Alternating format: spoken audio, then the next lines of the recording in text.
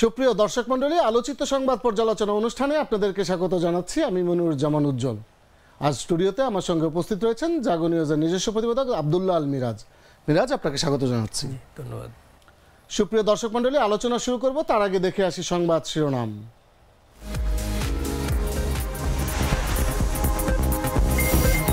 HSC পরীক্ষা অনির্দিষ্টকালের জন্য স্থগিত। পদত্যাগ করেছেন attorney general M Amin Uddin. গভর্নরের পদত্যাগের দাবিতে উত্তাল বাংলাদেশ ব্যাংক।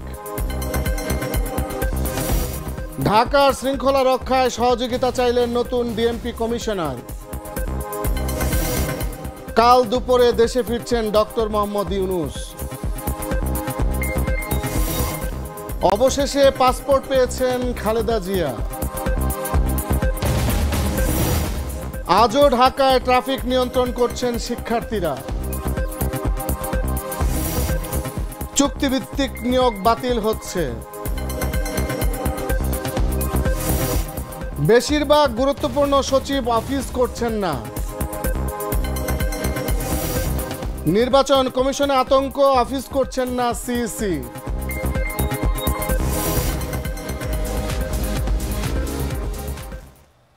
এই ছিল সংবাদ শিরোনাম। শুরুতে স্টুডিওতে উপস্থিত আব্দুল্লাহ আল মিরাজের কাছে যাচ্ছি। মিরাজ, কাল দুপুরে দেশে ফিরছেন ডক্টর মোহাম্মদ ইউনূস। নোবেল বুঝি ইউনূস হঠাৎ করে লাইমলাইটে এসেছেন এবং দেশের সবচেয়ে এখন সমচ্চারিত যে সব যার নামটি, সেটা হচ্ছে ডক্টর মোহাম্মদ ইউনূস। এবং বৈষম্যবিরোধী আন্দোলনের নেতারা তাকে সামনে নিয়ে অন্তর্বর্তীকালীন সরকার গঠনের প্রস্তাব দিয়েছে। হয়তো আজকালের মধ্যে হয়তো সরকারও গঠিত হয়ে যাবে। এই যে ডক্টর মোহাম্মদ ইউনূস, তিনি প্যারিসে গিয়েছিলেন, সেখান থেকে ফিরছেন, আসলে গোটা দেশ তাকিয়েছে তিনি কি বলবেন। ইতিমধ্যেই তিনি ভারতের একটি গণমাধ্যমে সাক্ষাৎকারও দিয়েছেন। আগামীকাল তিনি কখন আসছেন এবং এরপর আমরা আপনার কাছে শুনবো যে ভারতীয় গণমাধ্যমে তিনি কি বলেছেন। জি, ধন্যবাদ আপনাকে। যেমনটি আপনি বললেন যে বৈষম্য বিরোধী ছাত্র আন্দোলন কিন্তু দীর্ঘদিন আন্দোলন করলো এবং হচ্ছে যে একটা রক্তক্ষয়ী একটা বিজয় আসলে অর্জন করেছে বাংলাদেশ। তো সেই ক্ষেত্রে যারা এই বিজয় ছিনিয়ে এনেছে যে ছাত্ররা, তারা ডক্টর ইউনূসকে সামনে রেখেই কিন্তু অন্তর্বর্তীকালীন সরকার গঠন করতে চেয়েছেন এবং তাদের সেই কথায় সাড়া দিয়ে ডক্টর ইউনূস আগামীকাল দুপুর 2:10 বাংলাদেশে ল্যান্ড করবেন, এমনটাই হচ্ছে যে ইউনূস সেন্টার জানিয়েছেন। এবং তিনি হচ্ছে দুবাই থেকে হয়তো সকালে রওনা দিবেন এবং হচ্ছে দুপুর নাগাদ দেশে পৌঁছাবেন। এর আগে তিনি ফ্রান্সে ছিলেন, সেখান থেকেই কিন্তু দুবাইতে গিয়েছেন। এই ছিল অবস্থা। এখন দেশের এই সার্বিক পরিস্থিতিতে ভারতের গণমাধ্যমে কিন্তু তিনি কথা বলেছেন। গতকালকে একটি আমরা নিউজ দেখেছিলাম ভারতের, সেখানে তারা জানিয়েছিল যে ইউনূসকে প্রশ্ন করেছিল যে বাংলাদেশের সম্পর্ক বা আদার্স বিষয়গুলো কেমন হতে পারে, বা বাংলাদেশের প্রতি এত মানুষের বিদ্বেষমূলক চিন্তা কেন।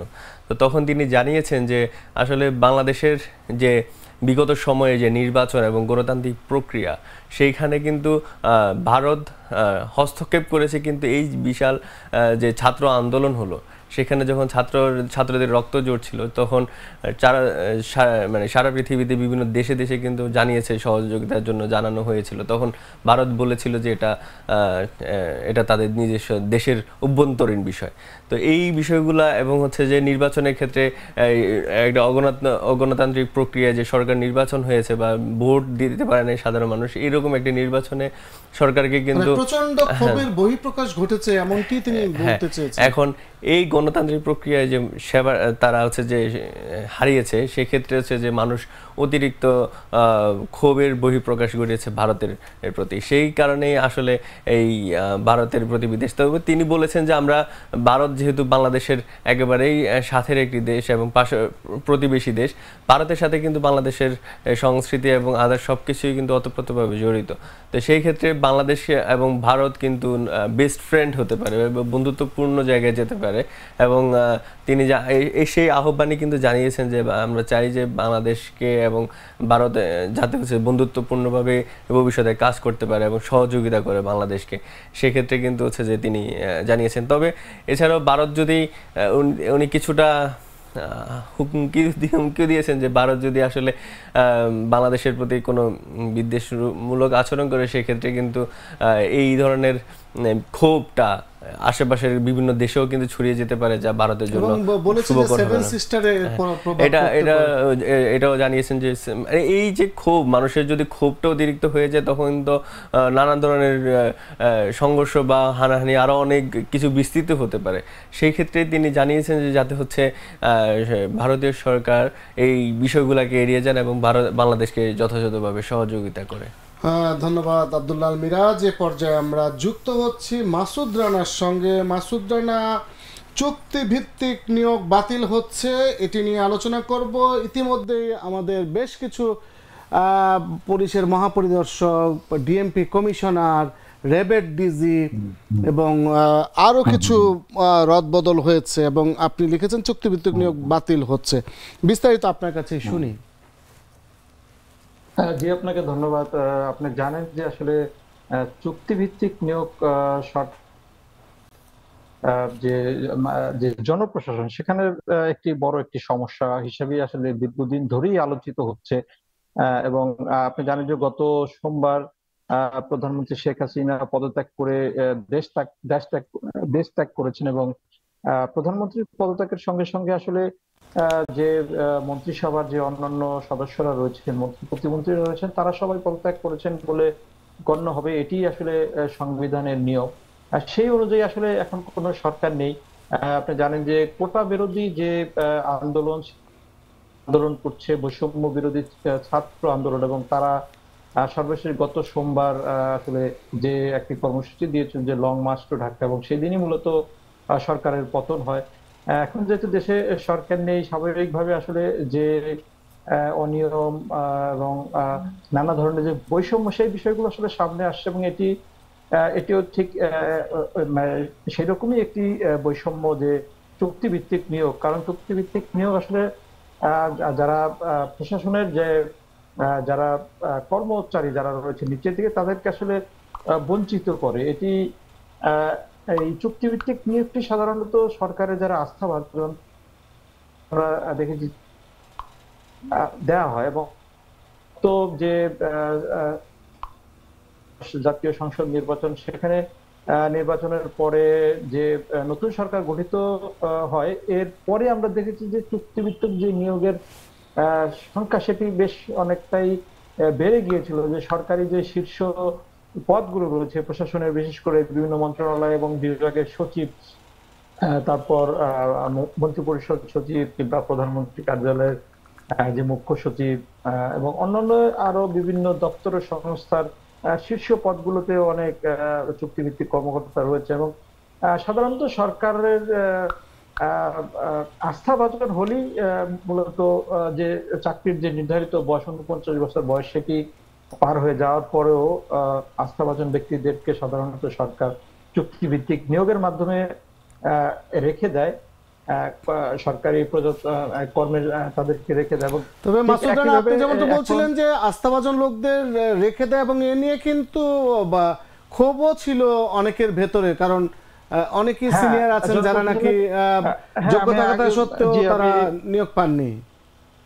জি, আসলে অনেকেই বঞ্চিত হয়, সেটা আমি বলেছি। সাধারণত একটি পদে, একজন সচিব পদে যদি তার মেয়াদ শেষে তাকে আবার রেখে দেওয়া হয়, তার যে নিচের যারা কর্মকর্তা থাকেন তারা আসলে বঞ্চিত হন না। স্বাভাবিকভাবে পদোন্নতি বঞ্চিত হলে একজন কর্মকর্তার যে কর্মস্পৃহা, উদ্দীপনা, সেটি অনেকটাই কমে যায়।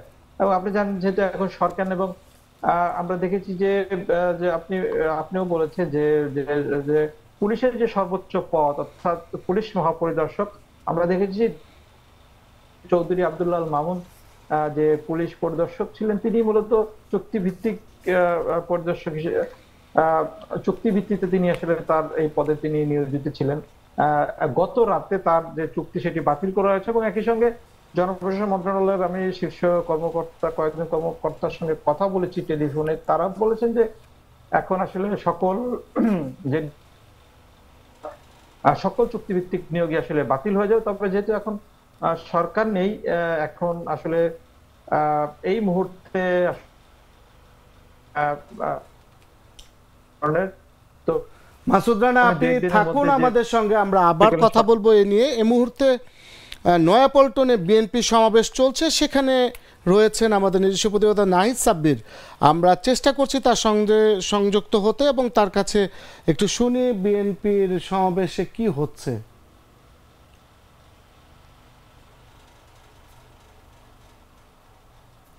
নাহিদ, আপনি কি শুনতে পাচ্ছেন? ধন্যবাদ। সম্পূর্ণ বাধাহীনভাবে আপনি কি শুনতে পাচ্ছেন? জি, শুনতে পাচ্ছি নাহিদ, বলুন। জি, আপনাকে ধন্যবাদ। 13 বছর পরে অন্যতম বৃহৎ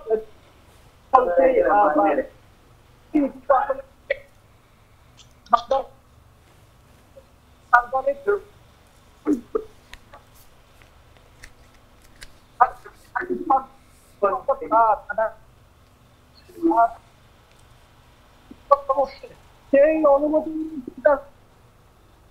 আপনি জানেন যে গণঅভ্যুত্থান আওয়ামী লীগের সরকার পতনের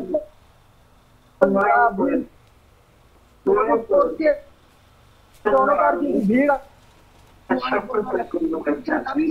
কিছুক্ষণ আগে চেয়ারপারসন অনেকে সমাবেশের প্রধান অতিথি হিসেবে বক্তব্য রেখেছেন। বর্তমানে আসলে বিএনপি সাবেক চেয়ারপারসন যখন খালেদা জিয়া একটা ভিডিও বার্তা পাঠিয়েছে সমাবেশে, সেই ভিডিও বার্তা নয়াপল্টনের সমাবেশে প্রচার করা হচ্ছে। আপনি জানেন যে আমি নয়াপল্টন এবং আশেপাশের এলাকা ঘুরে দেখেছি এবং বিএনপির নেতাকর্মী রয়েছেন, সাধারণ মানুষ রয়েছেন, মানুষের কিন্তু আমি দেখছি হাতে জাতীয় পতাকা নিয়ে, বিএনপির প্ল্যাকার্ড নিয়ে আসলে নতুন উদ্যমে তারা এই সমাবেশটি শুরু করেছেন। নাহিদ সাব্বির, নেতাকর্মীদের উপস্থিতি কেমন? অংশগ্রহণ কিন্তু আসলে এই সমাবেশে দেখা গেছে। নেতাকর্মীদের উপস্থিতি নিশ্চয়ই আগের যে কোনো সময়ের তুলনায় বেশি নাকি? নয়াপল্টন থেকে শুরু করে কাকরাইল মোড় এবং সড়কের মেন সড়ক থেকে অলিগলিতে পর্যন্ত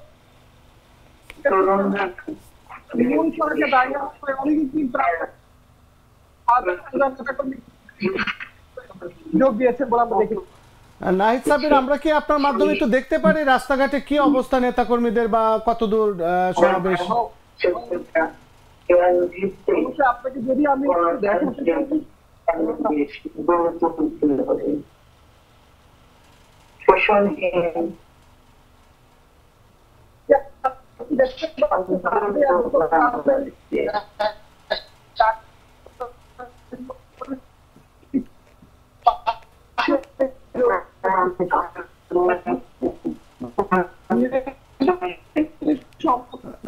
ধন্যবাদ নাহিদ সাব্বির। আসলে যান্ত্রিক ত্রুটির কারণে আমরা স্পষ্ট আপনাকে শুনতে পাচ্ছি না। নিশ্চয়ই আপনার মাধ্যমে আমরা প্রতিবেদন দেখতে পাবো। আপনাকে ধন্যবাদ। এ পর্যায়ে আমরা স্টুডিওতে ফিরে আসছি। মিরাজ, পদত্যাগ করেছেন অ্যাটর্নি জেনারেল AM আমির উদ্দিন। আসলে এমন একটা পরিস্থিতি চলছে যে আমরা শুধু পদত্যাগ বা রদবদল এমন তথ্য পাচ্ছি। জি, এখন যেহেতু সাবেক সরকার আওয়ামী লীগ সরকারের যেহেতু পতন হয়েছে, সেই ক্ষেত্রে কিন্তু তাদের সেই সময়ে নিয়োগকৃত যারা বিভিন্ন পদে আসীন হয়েছেন এবং যেমন আমরা দেখেছি একেবারে আইন শৃঙ্খলা বাহিনী হতে শুরু করে সেনাবাহিনী হতে শুরু করে এবং দেশের বিভিন্ন পর্যায়ে ইভেন বাংলাদেশ ব্যাংকেও আমরা দেখেছি, সেই ধারাবাহিকতায় কিন্তু আমরা দেখলাম যে বাংলাদেশের সরকারি যে অ্যাটর্নি জেনারেল তিনিও কিন্তু পদত্যাগ করেছেন AM আমির উদ্দিন। তো তিনি এতদিন কিন্তু সরকারকে রিপ্রেজেন্ট করতেন এবং হচ্ছে সরকারি বিভিন্ন বিষয়গুলো কিন্তু তিনি দেখতেন। আজকেই কিন্তু তিনি সেই পদত্যাগটা করেছেন। ধন্যবাদ মিরাজ। এ পর্যায়ে আমরা যুক্ত হচ্ছি ইয়াসির আরাফাতের সঙ্গে। গভর্নরের পদত্যাগের দাবিতে উত্তাল বাংলাদেশ ব্যাংক। সকাল থেকে আসলে নানাভাবে আমরা খবর পাচ্ছি এবং আমরা প্রতিবেদনে দেখেছি 2 জন, কোথাও কোথাও 6 জন তারা পদত্যাগ করেছেন বা পদত্যাগে বাধ্য হয়েছেন। আমরা বিস্তারিত আপনার কাছে শুনি। ধন্যবাদ আপনাকে। আপনি জানেন যে আজ সকাল থেকে কিন্তু সেন্ট্রাল ব্যাংকের কর্মকর্তা কর্মচারী এবং অর্ডিনেট নিরাপত্তা প্রহরী আছে, সবাই কিন্তু গভর্নরের পদত্যাগের দাবিতে, কেউ কেউ ফাঁসির দাবিতে কিন্তু বিক্ষোভ মিছিল শুরু করে।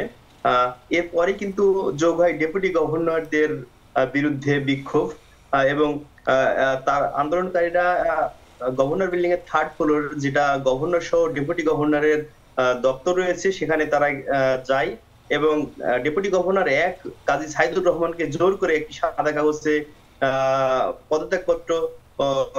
পদত্যাগ করার একটা স্বাক্ষর করতে বাধ্য করা এক প্রকার, কারণ উত্তেজিত জনতার রোষানলে পড়ার আগে উনি পদত্যাগ পত্র দিয়ে চলে যান। এরপরে অন্যান্য ডেপুটি গভর্নর যারা আছেন তারা জনরোষে পড়ার আগেই কিন্তু একে একে বের হয়ে যায়, সেনাবাহিনী তাদেরকে বের হওয়ার সুযোগ করে দেয়, যেহেতু বিশৃঙ্খল বা অপ্রীতিকর পরিবেশ যাতে তৈরি না হয় সেজন্য। অন্যদিকে এই প্রেক্ষিতে কিন্তু বাংলাদেশ ব্যাংকের পক্ষ থেকে সংবাদ সম্মেলন করে বাংলাদেশ ব্যাংকের নির্বাহী পরিচালক এবং মুখপাত্র।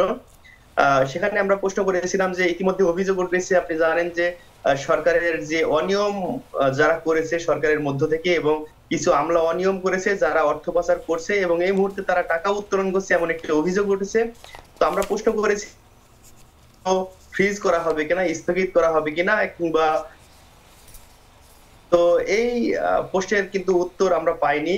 এই প্রশ্ন এড়িয়ে বাংলাদেশ ব্যাংকের মুখপাত্র মেজবাউল হক কিন্তু তড়িঘড়ি করে সংবাদ সম্মেলন শেষ করে দেয়। তার আগে সংবাদ সম্মেলনের শুরুতেই কেন বাংলাদেশ ব্যাংকের কর্মকর্তারা বিক্ষোভ করলেন এবং এতে কাজের বিঘ্ন ঘটছে কিনা, কারণ আর্থিক খাতের অভিভাবক প্রতিষ্ঠান কিন্তু বাংলাদেশ ব্যাংক, সেখানে যদি বিশৃঙ্খলা তৈরি হয় তাহলে পুরো আর্থিক খাতে কিন্তু এর নেতিবাচক প্রভাবটা পড়ে।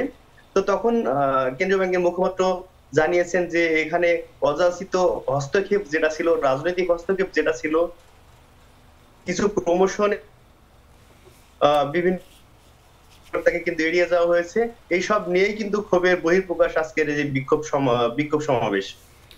ইয়াসির আরাফাত, আপনি একটি প্রতিবেদন দেখছিলাম যে বিজিএমই থেকেও সেখানেও কিছুটা বিক্ষোভ তৈরি হয়েছে এবং তারা বলছেন যে নতুন করে কমিটি দিতে হবে। একটু শুনি আপনার কাছে সেখানে কি হয়েছে। আপনি জানেন বর্তমান বিজিএমই সভাপতি এসএম মান্নান কোসি, যিনি ঢাকা মহানগর আওয়ামী লীগের কিন্তু সাধারণ সম্পাদকের পদেও কিন্তু আসীন রয়েছেন, গত মিরপুর 10 নম্বরে যে ছাত্র জনতার যে আন্দোলন, শান্তিপূর্ণ আন্দোলনে কিন্তু একটা বিশৃঙ্খলার পরিবেশ তৈরি করেছিল, তাদের উপরে নির্বিচারে গুলি করেছিল, সেখানে কিন্তু বিজিএমই সভাপতি এসএম মান্নান কোসি এবং ঢাকা মহানগর বাংলাদেশ আওয়ামী যুবলীগের সেক্রেটারি মাইনুল হাসান খান নিখিল কিন্তু সরাসরি উপস্থিত ছিলেন এবং তাদের নেতা কর্মীরাই কিন্তু সেই বিশৃঙ্খলার সঙ্গে জড়িত ছিল।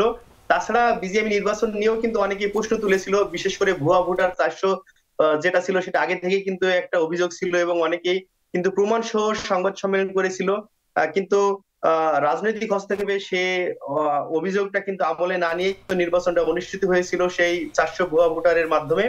তো সব মিলে একটি শৃঙ্খল বিজিএমই ফিরিয়ে আনতেই কিন্তু যারা প্রকৃত ব্যবসায়ী, যারা ছাত্র জনতার যৌক্তিক আন্দোলনের সাথে একত্র প্রকাশ করেছে, তারাই কিন্তু আজকে বিজিএমইতে গিয়েছে এই বোর্ড ভেঙে দেওয়ার জন্য বা বোর্ডের সংস্কার আনার জন্য।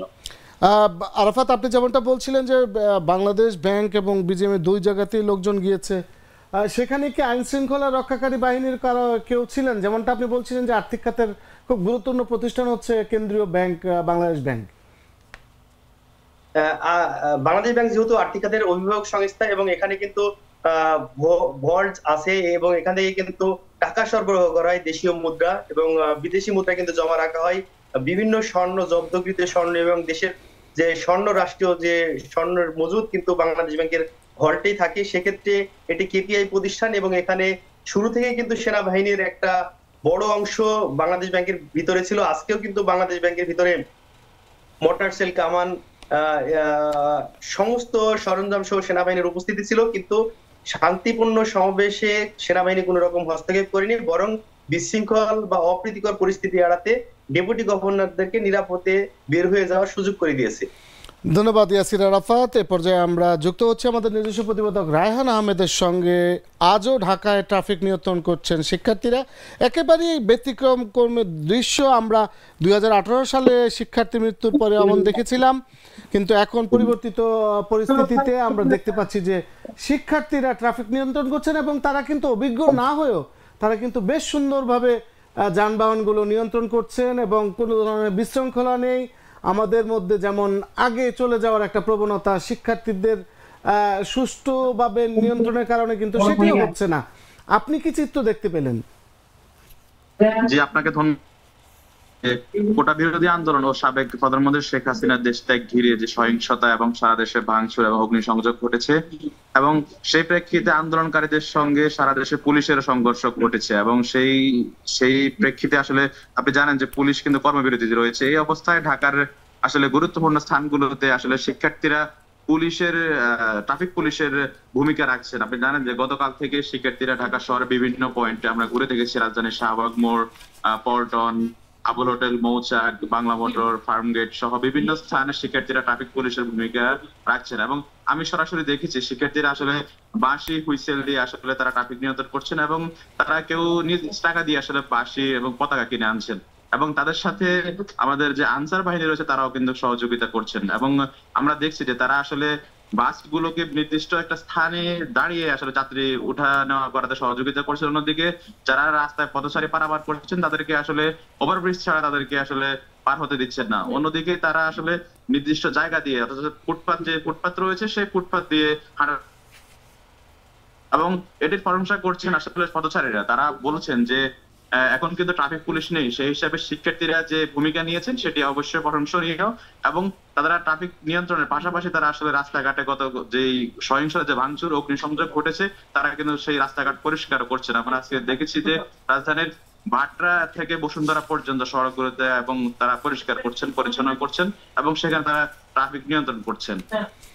ধন্যবাদ রায়হান আহমেদ। আমরা ফের যুক্ত হচ্ছে আমাদের জ্যেষ্ঠ প্রতিবেদক মাসুদ রানার সঙ্গে। যেমনটা কথা হচ্ছিল চুক্তিভিত্তিক নিয়োগ বাতিল নিয়ে, এবং বেশিরভাগ গুরুত্বপূর্ণ সচিব অফিস করছেন না এমন একটি প্রতিবেদন দেখতে পাচ্ছি। তাহলে যেই অর্ডারগুলো হচ্ছে সেগুলো কিভাবে হচ্ছে? নিশ্চয়ই কর্মকর্তাদের মাধ্যমে হচ্ছে। মাসুদ রানা, বিস্তারিত আপনার কাছে শুনি। জি, আপনাকে ধন্যবাদ। আসলে আমি আজকে সকাল থেকে আসলে বেশ অনেকগুলো মন্ত্রণালয় আসলে সকাল থেকে ঘুরেছি এবং দেখেছি আসলে কর্মকর্তা কর্মচারীদের উপস্থিতি বা সরকারি যে কার্যক্রম সেটি পরিচালিত হওয়ার যে অবস্থা সেটি আমি আসলে পর্যবেক্ষণ করেছি। আমি যেটি আমার পর্যবেক্ষণ সেটি হলো যে এই সরকারের যে গুরুত্বপূর্ণ যে মন্ত্রণালয়গুলো বা বিভাগ রয়েছে সেখানকার যে সচিবরা রয়েছেন তাদের আসলে বেশি উপস্থিত আমি পেয়েছি।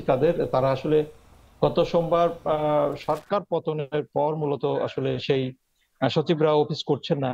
আমি যদি বলি যে আসলে যে মন্ত্রী পরিষদ সচিব আসলে যে প্রশাসনের কর্মকর্তাদের সর্বোচ্চ পদ যেটি, সেই মন্ত্রী পরিষদ সচিব মোহাম্মদ মাহবুব হোসেন তিনি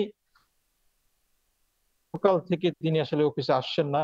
আমি তার দপ্তরে গিয়েছিলাম, সেখানে আসলে তাকে পাইনি। একই সঙ্গে সচিবালয় 1 নম্বর ভবনে বসেন জনপ্রশাসন সচিব, তিনিও অফিস করছেন না, গতকালকে থেকে অফিস করেন। তবে আমি জনপ্রশাসন সচিবের সঙ্গে ফোনে তাকে পেয়েছি, তার সঙ্গে কথা বলেছিলাম, তবে তিনি করছেন না। একই সঙ্গে আরেকটি গুরুত্বপূর্ণ মন্ত্রণালয় হলো স্বরাষ্ট্র মন্ত্রণালয়। স্বরাষ্ট্র মন্ত্রণালয় সচিবের দায়িত্বে রয়েছেন জাহাঙ্গীর আলম, তিনিও সোমবারের পর আসলে সোমবার আর অফিস করেননি, গতকালকে অফিস করেননি, আজকে তিনি অফিসে আসেননি বলে তার দপ্তরের যে কর্মকর্তা কর্মচারী রয়েছেন তারা জানিয়েছেন। তবে আইন মন্ত্রণালয়ের যে সচিব রয়েছে, আইন মন্ত্রণালয় আইন ও বিচার বিভাগের যে সচিব গোলাম সারওয়ার তিনি এসেছেন। তবে আরেকটি বিষয় আমি লক্ষ্য করেছি যে আসলে ব্যক্তিগত গাড়ি থাকে আলাদা, তবে আইন ও বিচার বিভাগের সচিব তিনি তার করে তিনি আসেননি। সোয়া 12টা বা 12টা 30-এর দিকে আমি আসলে যে আইন মন্ত্রণালয় সচিবালয় 4 নম্বর ভবনে, সেই 4 নম্বর ভবনে তাকে একটি মাইক্রোবাস থেকে আমি নামতে, এই মাইক্রোবাস থেকে নামার পরে তিনি হেঁটে যান। অর্থাৎ অফিসে আসছেন তারাও কিছু সতর্ক অবস্থায় একটু কৌশল অবলম্বন করে তারা আসলে আসছেন, যাতে হয়তো অপ্রীতিকর অবস্থার যাতে মুখোমুখি। মাসুদ রানা, আমরা গতকাল শুনেছিলাম আপনার কাছে যে যারা বঞ্চিত হয়েছেন তারা সচিবালয়ে বেশ বিক্ষোভ প্রদর্শন করছেন। আজকে কি তারা সেখানে গিয়েছিলেন বা কোনো কিছু হয়েছে? জি, আসলে গতকালকে আমি যেমনটা দেখছি একই চিত্র আজকেও আমি সচিবালয়ে দেখেছি, যে বিভিন্ন সময় বঞ্চিত পদ পদবি বঞ্চিত যে কর্মকর্তা কর্মচারী, এরা মূলত আসলে বিএনপি এবং জামাতপন্থী। এরা আসলে বিএনপি জামাতপন্থী হওয়ায় এই আওয়ামী লীগের যে শাসনামলে, এই শাসনামলে তারা আসলে পদ পদবি বঞ্চিত। সরকারের যে পট পরিবর্তন বা আওয়ামী লীগ সরকারের পতনের পরেই তারা আসলে সচিবালয়ে তারা আসলে এসেছেন। আমি আজকেও নম্বর ভবনের সামনে আসলে তাদের থাকতে দেখেছি। একই সঙ্গে পরিষদ বিভাগ, জনপ্রশাসন তারা ঘুরে বেরিয়েছেন, বিভিন্ন দপ্তরে গিয়েছেন এবং একই সঙ্গে তারা আজকে যে জনপ্রশাসন মন্ত্রণালয়ের যে লাইব্রেরি, সেই লাইব্রেরিতে বসে তারা আজকেও সভা করেছেন। গতকালকেও তারা সেখানে সভা করেছিলেন।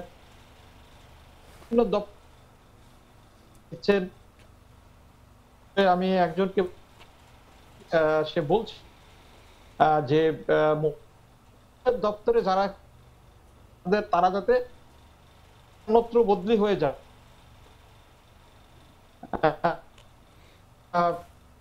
বিএনপি জামাত বা এতদিন এরকম, তিনি অনেকটা হুমকির সুরে।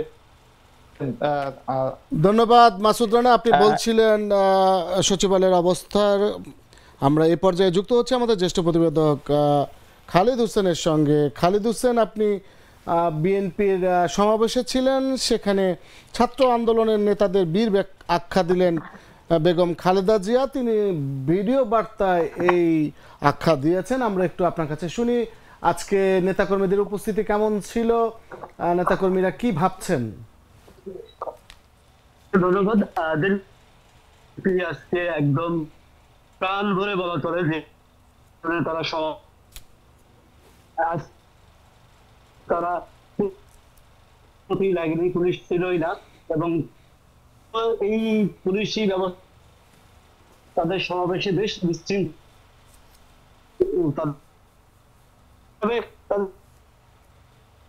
বেশ চোখে অতীতের তুলনায় বিভিন্ন সমাবেশে নেতাকর্মী সমাগম না হলেও এবার অনেক লোকের অন্য বলা চলে ঢাকার, যদি আমি বলি, প্রধান বিচারপতির বাসভবনের সামনে এবং ওদিকে মোড় এবং এই সমস্ত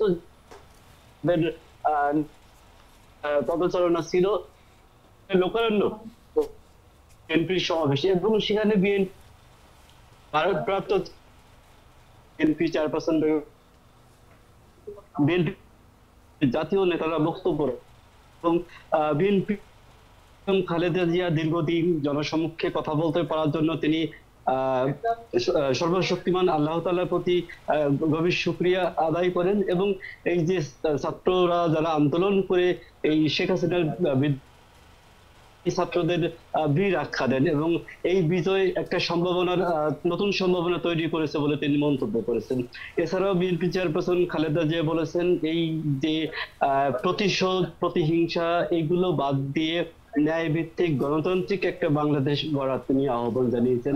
ঠিক একই কথা তারেক রহমান এবং বিএনপি মহাসচিব মির্জা ফখরুল ইসলাম আলমগীরও বলেছেন।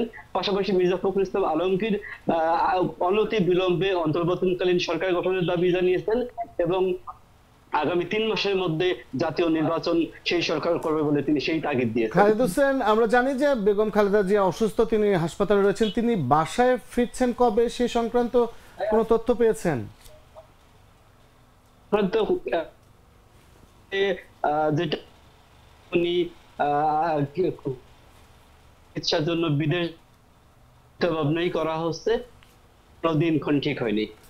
আর তারেক জিয়া দেশে ফিরবেন কিনা সে সম্পর্কে আপনার কাছে কোনো তথ্য রয়েছে? বিষয়টা নিয়ে নেতাকর্মীরা এখনো প্রকাশ্যে কিছু বলেননি, তবে অন্তরে জানতে পারছি যে আগামী 2-1 সপ্তাহের মধ্যে তিনি দেশে একটা কথাবার্তা চলছে নেতাকর্মীদের মধ্যে। ধন্যবাদ খালিদ হোসেন। এ পর্যায়ে আমরা স্টুডিওতে ফিরে আসছি মিরাজের কাছে। আব্দুল্লাহ আল মিরাজ, এইচএসসি পরীক্ষা অনির্দিষ্টকালের জন্য স্থগিত হয়ে গেল। আসলে কোমলমতি শিক্ষার্থীরা কেউ 6টা পরীক্ষা দিয়েছেন, কেউ 7টা পরীক্ষা দিয়েছেন। এখন তারা আসলে চিন্তায় পড়েছেন আদৌ পরীক্ষা হবে কিনা, নাকি অটো পাস হয়ে যাবে। নানা চিন্তা ভাবনা, আসলে লাখ লাখ শিক্ষার্থীদের উপর আসলে এটা একটা মানসিক যন্ত্রণাই বলবো। জি ধন্যবাদ। এই বিষয়টা নিয়ে আমার নিজের ছোট বোন কিন্তু পরীক্ষা দিয়েছে, 6টা পরীক্ষা দিয়েছে, সে সায়েন্সের স্টুডেন্ট। এবং হচ্ছে যে আরও অনেক শিক্ষার্থীর কথা আমরা জেনেছি, যেমন আপনার ছেলে মনে হয় সেম ক্লাসে আছে। তো আসলে এই যে শিক্ষার্থীরা, এদের খুবই একটা ক্রুশিয়াল সময় পার করছে, যে তাদের আসলে পরীক্ষা হবে কিনা, তারা কি আসলে পড়বে কিনা, তারা কোন দিকে যাবেন, পরবর্তীতে আবার তাদের কিন্তু ভর্তি পরীক্ষার জন্য একটা প্রস্তুতি নেওয়া, সব কিছু মিলিয়ে কিন্তু ওরা একটা বিশাল সমস্যায় আসলে ভুগতেছে। তো তাদের সাথে কথা বললে যেটুকু জানলাম আর কি, যে তারা আসলে পড়ায়ও মন দিতে পারতেছে না, আসলে কি করবে সেটাই তারা বুঝতেছে না।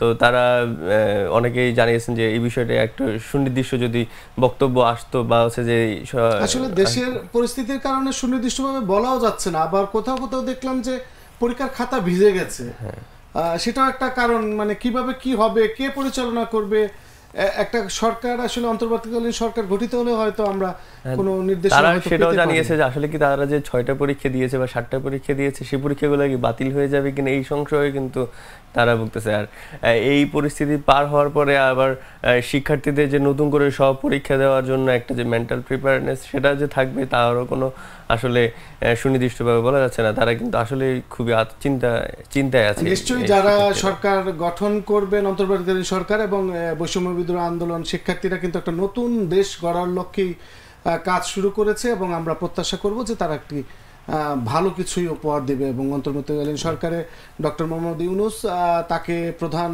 করে গঠিত হচ্ছে, হয়তো আজকালের মধ্যে হয়ে যাবে, আমরা সেই প্রত্যাশাই করি। আপনাকে ধন্যবাদ। সুপ্রিয় দর্শক মণ্ডলী, এই ছিল আজকের আলোচিত সংবাদ পর্যালোচনা। আপনাদের সকলকে ধন্যবাদ জানিয়ে অনুষ্ঠান এখানেই শেষ করছি।